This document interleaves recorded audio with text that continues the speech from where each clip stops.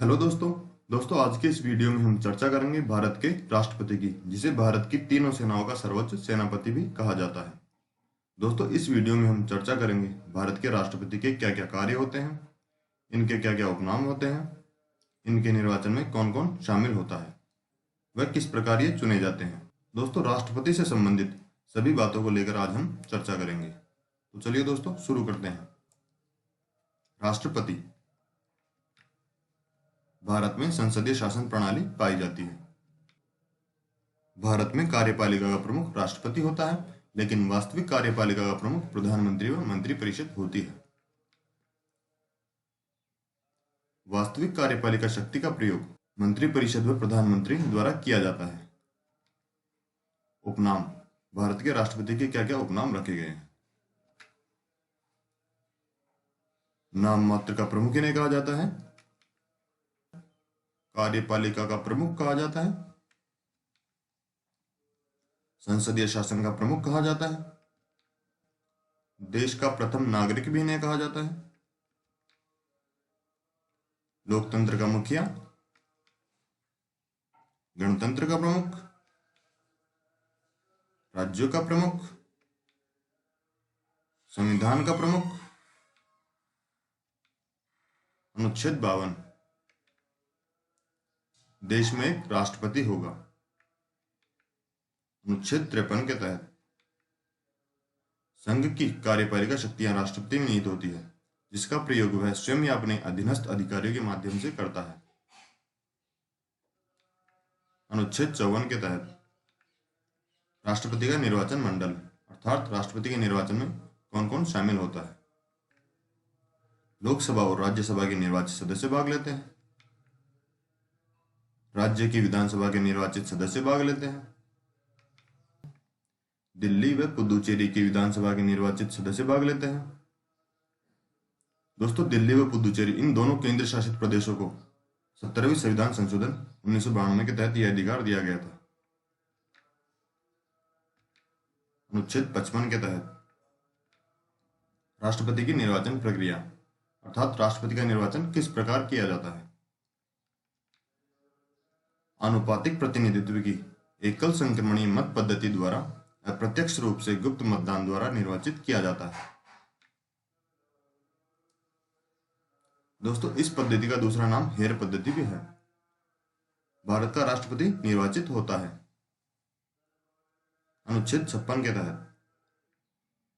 भारत के राष्ट्रपति का कार्यकाल 5 वर्ष का होता है। त्यागपत्र उपराष्ट्रपति को देता है। राष्ट्रपति के त्यागपत्र की सूचना उपराष्ट्रपति द्वारा सर्वप्रथम लोकसभा अध्यक्ष को दी जाती है। अनुच्छेद 57 के तहत पुनः निर्वाचन असीमित।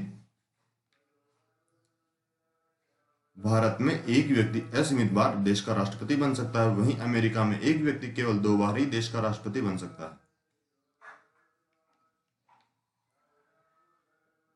अनुच्छेद 58 के तहत योग्यता। भारत का राष्ट्रपति बनने के लिए क्या क्या योग्यता होनी आवश्यक है। भारत का नागरिक हो, 35 वर्ष की आयु न्यूनतम पूर्ण कर चुका हो,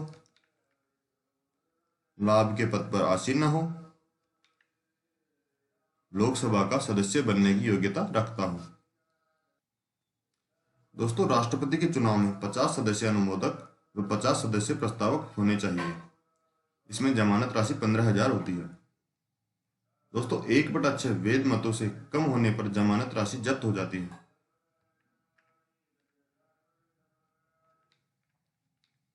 अनुच्छेद 59 के तहत शर्तें।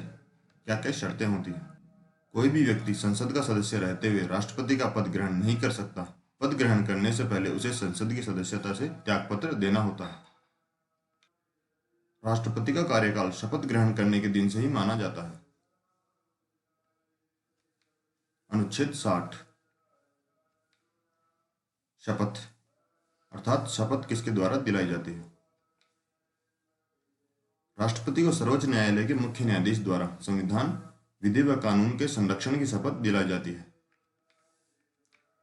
अनुच्छेद 61 पद से हटाना, महाभियोग की प्रक्रिया। महाभियोग की प्रक्रिया केवल राष्ट्रपति हेतु प्रयोग होती है।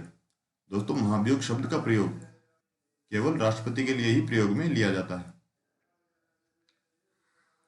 संविधान के अतिक्रमण के कारण महाभियोग की प्रक्रिया अपनाई जाती है। महाभियोग प्रणाली अर्धन्यायिक प्रणाली है। महाभियोग का प्रस्ताव संसद के किसी भी सदन में लाया जा सकता है।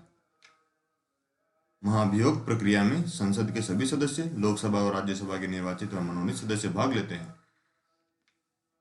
सूचना: महाभियोग का प्रस्ताव लाने से 14 दिन पूर्व राष्ट्रपति को इसकी सूचना देनी होती है। महाभियोग के लिए 1/4 सदस्य प्रस्ताव रखें, अर्थात जिस भी सदन में महाभियोग का प्रस्ताव लाया जा रहा है उसके 1/4 सदस्य प्रस्ताव रखें। महाभियोग के लिए बहुमत 2/3 होना चाहिए। अनुच्छेद 62 के तहत राष्ट्रपति का निर्वाचन पदावधि की समाप्ति से पहले ही पूर्ण कर लिया जाता है। राष्ट्रपति का पद रिक्त: त्यागपत्र देने पर, कार्यकाल पूर्ण होने पर, मृत्यु होने पर, महाभियोग की प्रक्रिया लगने पर। कार्यवाहक राष्ट्रपति: उपराष्ट्रपति द्वारा कार्यवाहक राष्ट्रपति के रूप में सर्वप्रथम कार्य किया जाता है। समय 6 माह के लिए किया जाता है। सर्वोच्च न्यायालय का मुख्य न्यायाधीश: यदि उपराष्ट्रपति अनुपस्थित हो तो सर्वोच्च न्यायालय के मुख्य न्यायाधीश द्वारा कार्यवाहक राष्ट्रपति के रूप में कार्य किया जाता है। यदि सर्वोच्च न्यायालय के मुख्य न्यायाधीश भी अनुपस्थित हो तो सर्वोच्च न्यायालय के वरिष्ठ न्यायाधीश द्वारा कार्यवाहक राष्ट्रपति के रूप में कार्य किया जाता है। धन्यवाद दोस्तों, आज की क्लास में बस इतना ही। यदि आपको हमारा चैनल अच्छा लगा हो तो इसे लाइक शेयर जरूर कीजिएगा। साथ ही जो लोग जीके अभी यूट्यूब चैनल में नए हैं वे चैनल को सब्सक्राइब करना ना भूलें। धन्यवाद।